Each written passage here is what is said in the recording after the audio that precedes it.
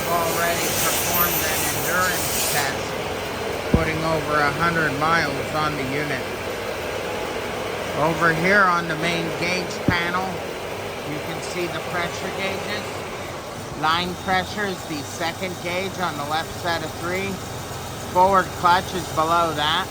Direct clutch is top right. TV is center right. Cooler pressure is bottom right.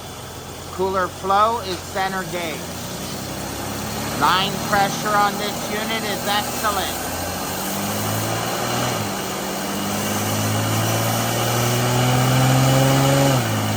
Shift points and shift feel are beautiful.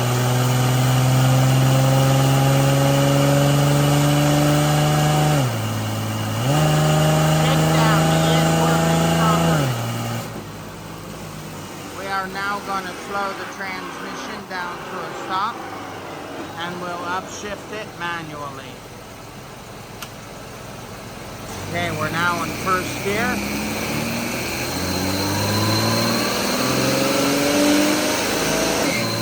Second.